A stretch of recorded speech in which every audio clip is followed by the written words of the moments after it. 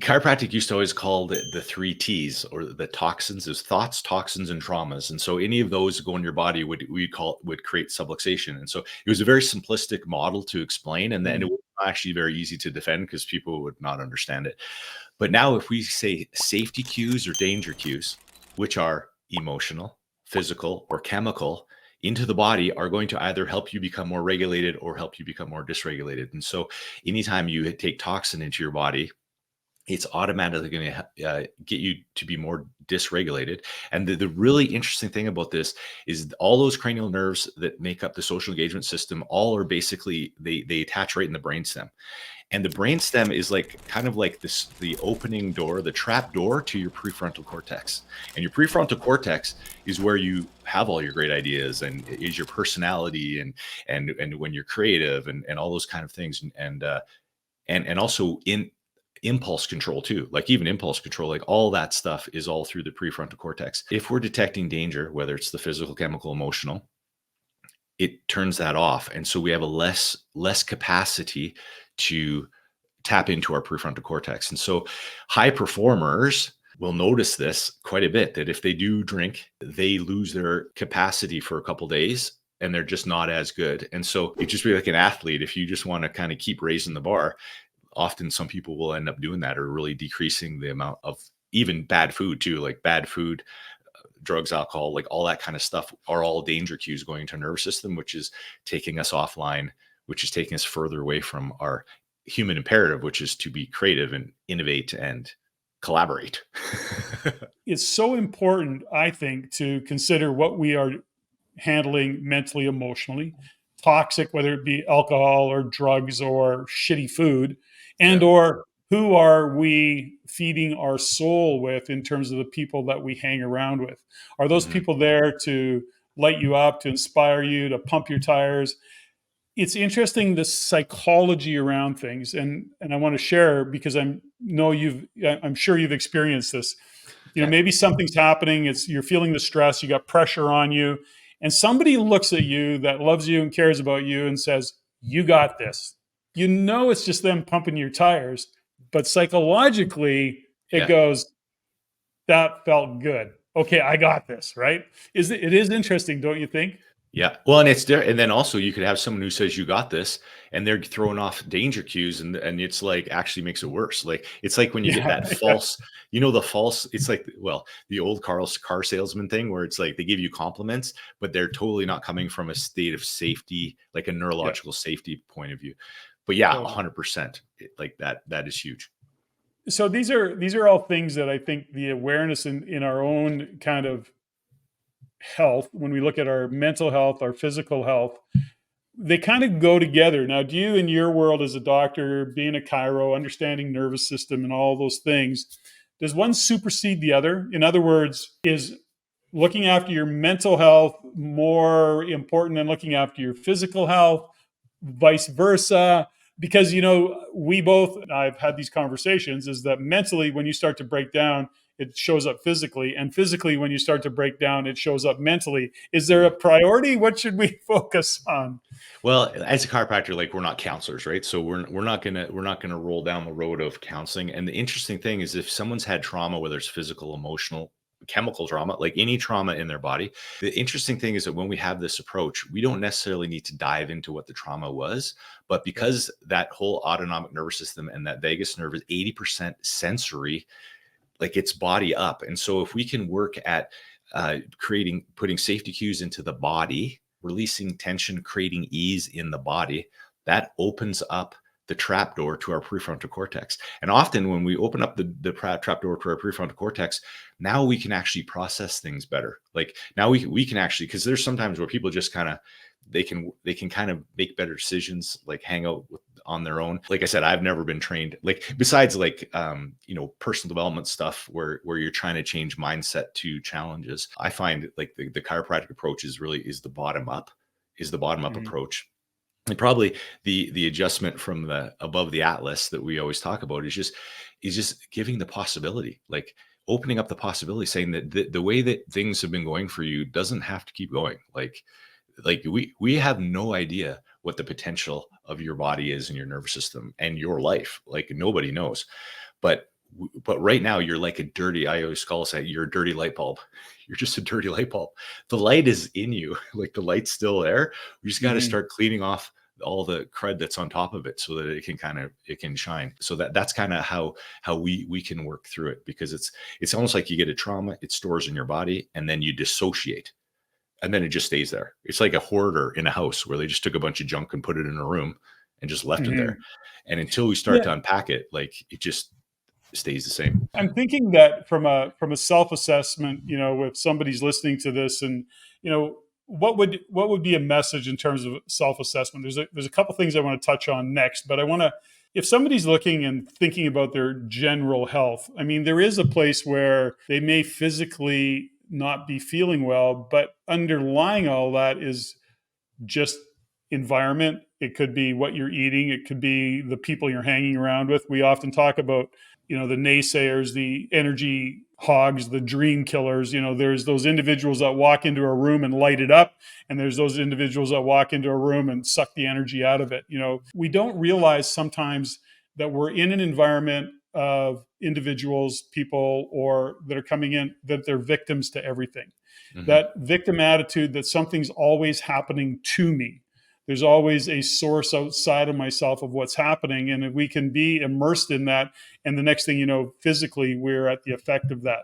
I don't know if you have any comments on that, but that's my own observation, is that it's easy to find and be drawn into that world of everybody's doing something to me. And, maybe it's the government's fault and the government needs to fix it. And my coworker is this and my job is that.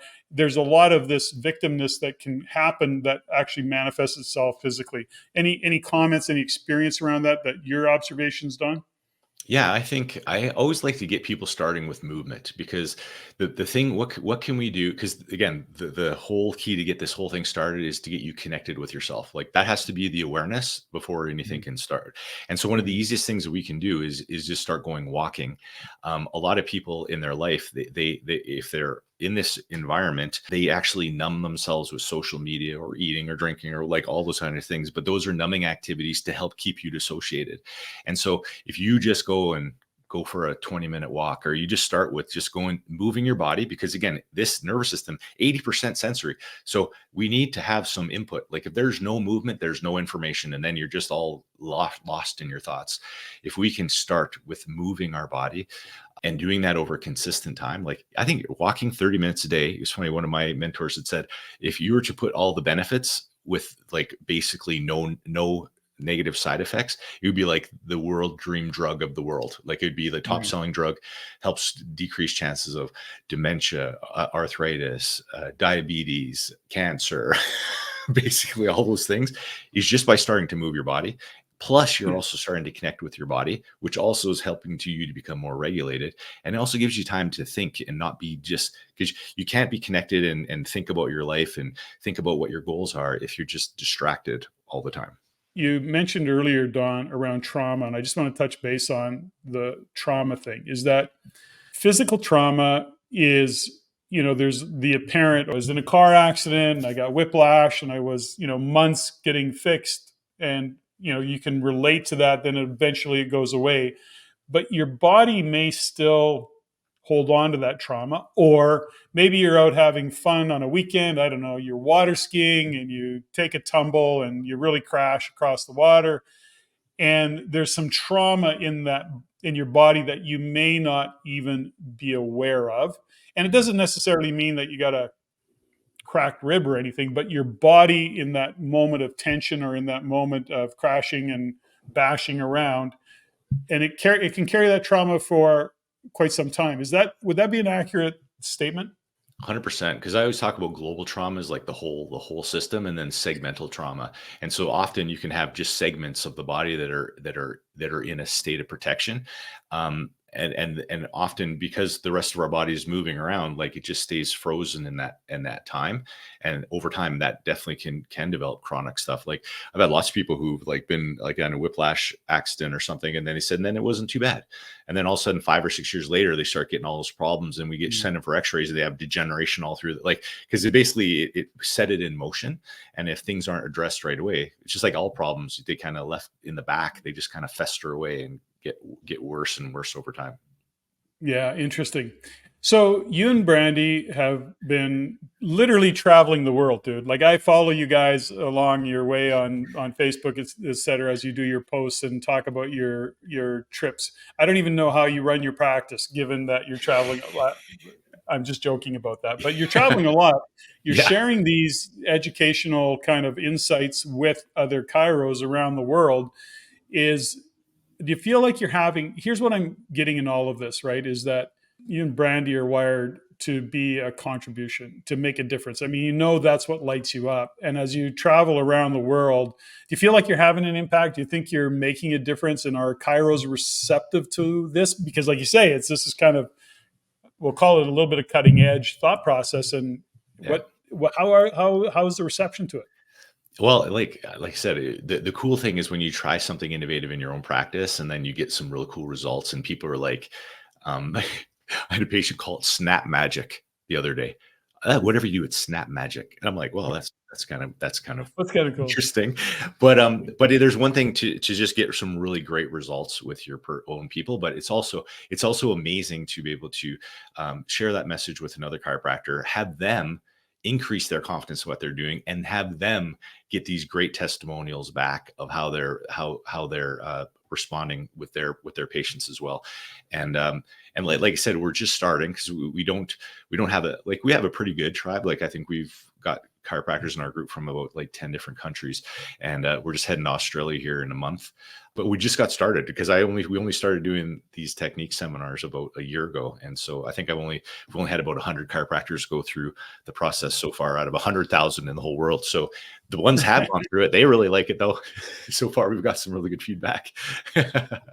That's cool. So when you look down the road, you can see this as something that you can have a pretty big impact. I mean, I look at it and I go, the exponential impact that you have, even with the 100 chiros that are maybe in your tribe or however you want to describe that. I mean, it has a pretty strong impact, in terms of what it will mean to others, because it spreads from that really quite, I guess, in a really epic kind of way when people are starting to feel better. And there's just never there's never enough of that to go around, I guess, in all of it when you say that way.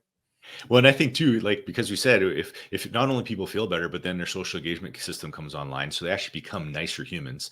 And so the cool thing is, we are helping to seed the earth with less hunchbacks and more nice humans. So those are kind of inspiring to me, because people under chiropractic care that are regulated more often, in general, just regulated, more socially connected, are just nicer people to be around. And I can't remember, I was interviewing one chiropractor and I can't remember, he was just mentioning this stat, is that when you're really nice to somebody, because you authentically feel good, and you kind of what you do when you meet with somebody and they feel in a better mood when they leave you, that positive footprint goes on something like 6 or 7 other people. And so it spreads pretty fast. And so that's pretty cool. So it's not even the direct correlation or the impact that you have, but it's the impact on the impact on the impact. And so I think it's just in today's world where there's so much diversity and like trauma in the economy and politics and wars and everything else going around. And I think it's kind of nice to be able to, just be the light for some people in this crazy world. I love that thought process. It comes back to the awareness of how you show up, who you're being, and, what is the mark you want to leave? In business, when I often use the term, mind your wake, understand that how we show up in business. And I use that as the analogy, mind your wake, which is in the world of marine. If I say to somebody that owns a boat, mind your wake, they know exactly what I'm talking about. So when they're leaving the marina, they're leaving slowly. They're not leaving a big wake that's tossing the boats that are in the marina all over the place. Yes. They're actually being responsible for the wake they leave. And I think as we show up as individuals, as business owners, as we show up as a member of the family, it's mind your wake. And some of that is taking responsibility for how you show up, the energy that you bring in. Do you want to be that individual that is the light in the room, that brings the energy into the room? Or are you going to be that individual that, sucks the energy out of the room and dims whatever light is in there? And that is a conscious thing. And that is a choice. You can actually choose to be that way. And so when I'd like to bring that to people's attention is like, mind your way. How are you showing up? Are you that person? And if you're not, then that's a good point of entry to say, okay, I got to go and see what's going on for me. Why am I being bummed out? Why am I not feeling happy? Why can't I have more joy in my life? That's a body of work that, of course, that you do. And you've been on that journey for many, many years as well in terms of showing up and doing the work. Now, Don, you and Brandy are, that light. You're that energy. That's how you show up. You train that way. That's your intention. How much of that is, when I say intention, how much of that do you spend, or how much time do you spend in terms of training? So, for example, I'll talk to many guests on the podcast and I'll ask them the question, you're obviously a good leader.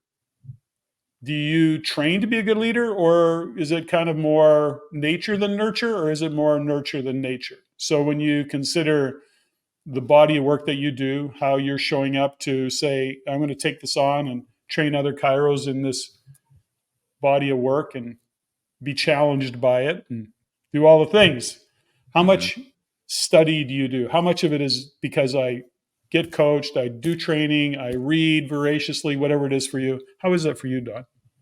I think it's massively amplified. Like, since in the last year, for example, last year and a bit, since I started doing more training, because Brandy, she's spoken around the world in chiropractic for like 15, 16 years. She's been doing it for a long time. And she wanted to have me start teaching techniques. So I just started doing about a year and a half ago. And in that, I discovered I have dyslexia. I never even knew I had dyslexia until after. Wow. And I'm like, I can't, like, just reading stuff. I always was a slow reader, but like just realizing I had that. And my adjusting skills have gone through the roof. Like, I'm like in 2 years, like, because I have to like really become super aware. Like, we talk about self-awareness. Now when I'm adjusting people, I need to, because before I just close my eyes and you just be like, you just do it. And then people would say, well, what did you do? And I said, I just did it. And it just was better. But then you can't teach that, right? Like, how you're supposed to teach that. And so like you have to break it down. And then you're always like coming up with ideas with our group. Like, if people are having questions or don't understand it, you have to go, okay, what are better ways I can explain it? Or what kind of analogies can I use? And then it, like, even last night, I'm just like looking up on rotator cuff stuff because I'm doing an extremities course. This is my level 3. And so I'm like half like watching hockey, and then I'm watching like rotator cuff stuff, and then I'm watching hip rotation stuff and nervous system stuff. So I think just by kind of extending myself, putting myself like way outside my comfort zone, because like I never really ever wanted to teach other chiropractors how to adjust or give them tips on adjusting, because like it just feels weird, because they should already, like, they already know how to do it. Like, why would I don't want to tell them they're doing anything wrong, but I am finding that just because, like, I guess my creativity is, I've kind of like taken all the different techniques that I've learned before, polyvagal theory, and I've kind of created my own. And I think my goal for a lot of the chiropractors I teach is for them to take not to be a Dr. Don, but just to take all these different things, but have the permission to be creative and make it your own. And and so it's actually been way more study. It's way more work doing this than just doing my own thing.